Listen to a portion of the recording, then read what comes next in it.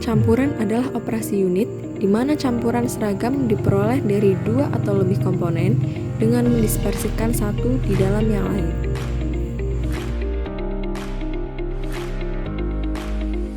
Prinsip pencampuran bahan banyak diturunkan dari prinsip mekanika fluida dan perpindahan bahan, karena pencampuran bahan akan ada bila terjadi gerakan atau perpindahan bahan yang akan dicampur, baik secara horizontal ataupun vertikal. Ada dua jenis pencampuran. Yang pertama yaitu pencampuran sebagai proses terminal, sehingga hasilnya merupakan suatu bahan yang siap dipakai.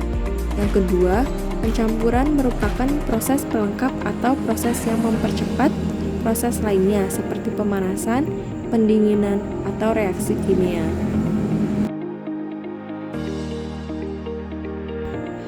Adapun jenis-jenis pencampuran. Yang pertama, pencampuran bahan padat-padat. Pencampuran dua atau lebih dari bahan padat yang banyak dijumpai yang akan menghasilkan produk komersial industri kimia. Contohnya pencampuran bahan pewarna dengan bahan pewarna lainnya atau dengan bahan penolong untuk menghasilkan nuansa warna tertentu atau warna yang cemerlang. Alat yang digunakan untuk pencampuran bahan padat dengan padat dapat berupa bejana-bejana yang berputar atau bejana-bejana berkedudukan tetap tapi mempunyai perlengkapan pencampur yang berputar atau pneumatik.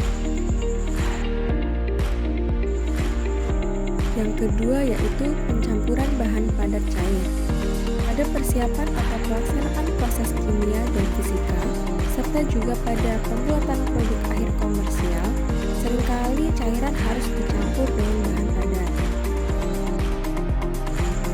Campuran cairan dengan padatan akan menghasilkan suspensi, tetapi bila kelarutan padatan dalam cairan tersebut cukup besar, akan terbentuk larutan. Larutan adalah suatu proses pencampuran bahan padat ke dalam cairan. Yang ketiga yaitu pencampuran cair-cair. Tujuan pencampuran cair-cair adalah untuk mempersiapkan atau melangsungkan proses-proses kimia dan fisika, serta juga untuk membuat produk akhir yang komersial. Beberapa contoh pencampuran cair-cair adalah pada pembuatan sirup, obat tetes, dan larutan injeksi. Metode yang paling sering digunakan untuk mencampur cairan dengan cairan ialah dengan metode turbulensi di dalam bejana pengaduk atau dalam suatu pencampur getah. Yang keempat yaitu pencampuran cair gas. Untuk proses kimia dan fisika tertentu, gas harus dimasukkan ke dalam cairan. Artinya, cairan dicampur secara sempurna dengan bahan-bahan berbentuk gas. Contohnya proses hidrogenasi, klorinasi, dan fosfogenasi oksidasi cairan oleh udara, atau fermentasi memasukkan udara ke dalam lumpur dalam instalasi penjernih biologis. Yang kelima yaitu pencampuran gas padat. Pencampuran gas dengan bahan padat termasuk proses yang jarang dilakukan. Proses tersebut digunakan misalnya pada pengangkutan puing secara pneumatik dan pada pembakaran serbuk pemadaman api. Kebanyakan persoalannya adalah bagaimana mendistribusikan bahan padat itu secara merata ke dalam gas yang mengalir kontinu. Pada pencampuran gas dengan bahan padat akan terbentuk debu maupun asap. Metode terpenting untuk mencampur gas dengan bahan padat adalah dengan menggunakan alat penakar bahan padat dan penyemburan dengan alat semprot. Yang keenam yaitu pencampuran gas dengan gas. Pencampuran gas dengan gas lain terutama dilakukan pada pembuatan campuran bahan bakar yang terbentuk gas dalam alat pembakar dengan gas. Misalnya, campuran bahan bakar udara. Metode terpenting untuk mencampur gas dengan gas adalah pencampuran dengan alat semprot atau injektor.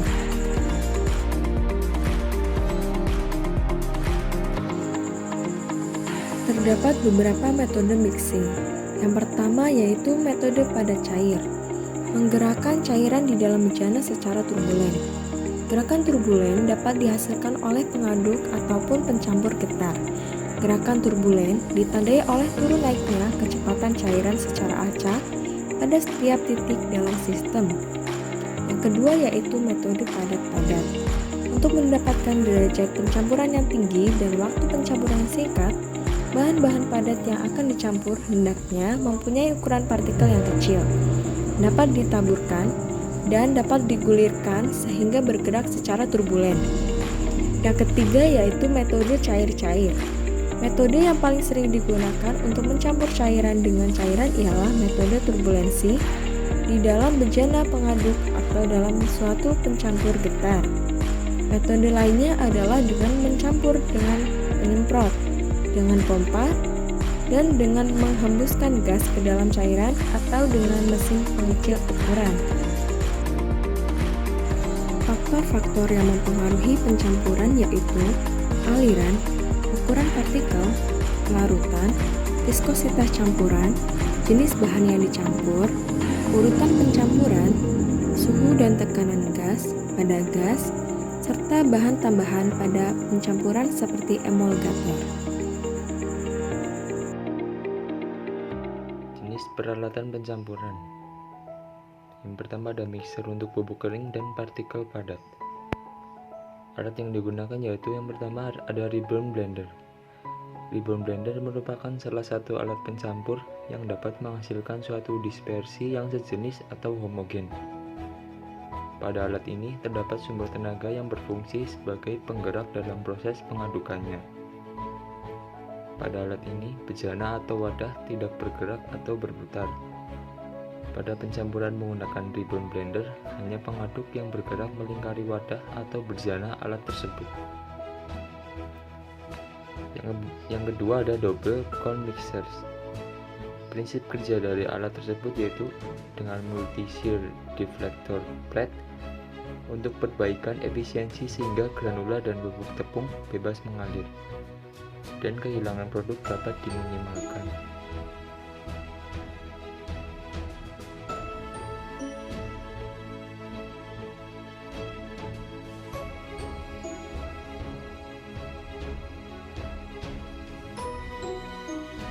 Kemudian ada mesin pencampur untuk cairan encer. Alat yang pertama yaitu pedal agitator. Sejumlah besar desain agitator digunakan untuk mencampur cairan dalam bejana yang tidak bercampur atau membingungkan. Kelebihan dan keterbatasan masing-masing bervariasi sesuai dengan aplikasi tertentu. Agitator dayung yang paling sederhana adalah bilah pipi lebar yang mengukur 50-75% diameter kapal dan berputar pada 20-150 ray per menit. Mata pisau sering dipasang untuk meningkatkan aliran longitudinal pada tangki yang tidak diikat. Kemudian ada agitator impeller, terdiri dari 2 atau lebih bilah yang terpasang pada poros yang berputar. Pisau mungkin rata, miring, atau melengkung. Agitator turbin adalah agitator impeller yang memiliki lebih dari 4 bilah yang dipasang bersama. Ukurannya 30-50% dari diameter kapal dan beroperasi pada 30-500 menit. Bilahnya rata, bernada, atau melengkung untuk meningkatkan aliran radial dan longitudinal. Agitator baling-baling beroperasi pada 400-1500 putaran minimum dan digunakan untuk memadukan cairan larut, mengencerkan larutan pekat, menyiapkan sirup atau air garam, dan melarutkan bahan-bahan lainnya. Alat yang kedua yaitu alat penghubung bubuk cair. Pencampur waktu tinggal pendek yang digunakan untuk memasukkan bubuk ke dalam cairan. Mereka beroperasi dengan mencampur aliran seragam bubuk ke dalam semprotan cair dan mungkin juga melibatkan pencampuran berikutnya dengan pisau atau rotor.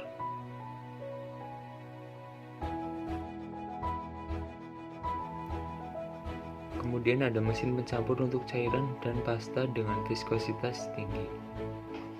Alat yang pertama yaitu Gardner Plow Mixers. Gardner Plow Mixers yaitu mixer yang memiliki energi tinggi, geser tinggi, dan mixer kecepatan tinggi dengan silinder aspek singkat ruang rasio pencampuran. Ekstra geser dapat dicapai dengan menambahkan pemotong samping atau intensifiers.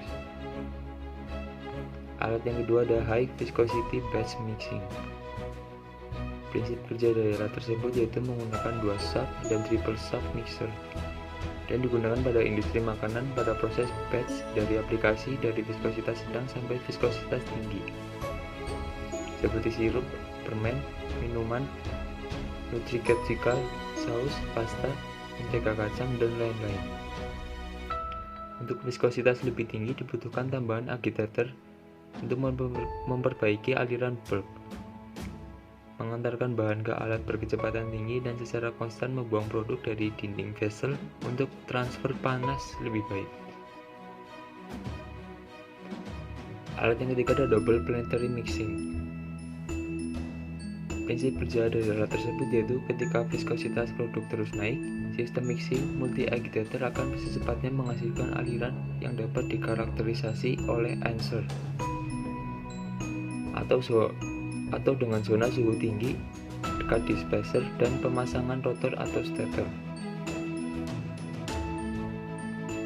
Aplikasi makanan lainnya yang diproses melalui double planetary mixer termasuk sirup, gel, makanan hewan, permen, dan formula viskos lainnya.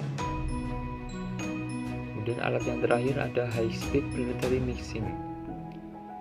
Prinsip kerja dari alat tersebut yaitu keuntungan beberapa bahan berviskositas tinggi dari hybrid planetary mixing, di mana menggabungkan mixing tradisional teliti dari planetary mixer dengan menambahkan keuntungan disperser berkecepatan tinggi. Contoh aplikasi yang diproses dalam hybrid planetary mixer adalah sosis berbungkus gel, larutan getah viskos, dan campuran tepung.